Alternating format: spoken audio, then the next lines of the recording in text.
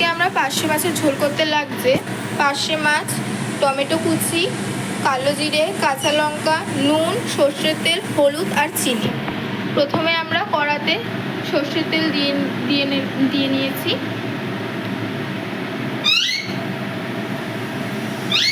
প্রথমে আমরা পার্শে মাছেতে হলুদ আর নুন মাখিয়ে নেব।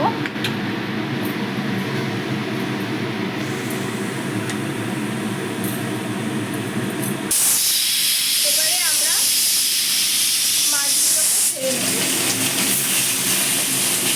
একে একে ভেজে নেব।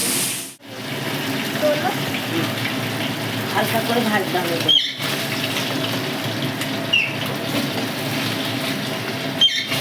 ওরকম এডিট করবে তো বলে দেবে ওকে। এইগুলো এখন আর বললে হবে না, দিদি করো।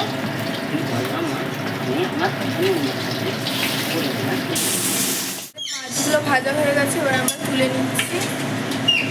এরপরে ওই তেলেতেই আমরা কাঁচা লঙ্কা,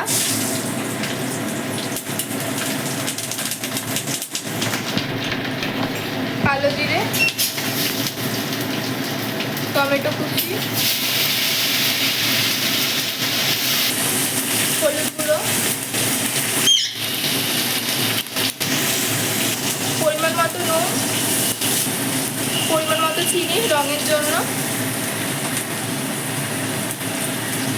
দিয়ে ভালো করে নাড়িয়ে নিতে হবে।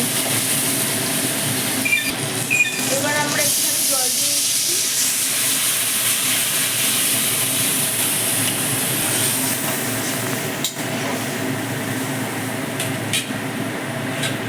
এবার আমরা ভাজা মাছগুলো দিয়ে দেব। এরপরে এটাকে আমরা 10 থেকে 15 মিনিট ঢাকা দিয়ে রাখবো। পার্শে মাছের তরকারি হয়ে গেছে, তো এবারে আমরা এটা একটি পাত্রে তুলে নেব।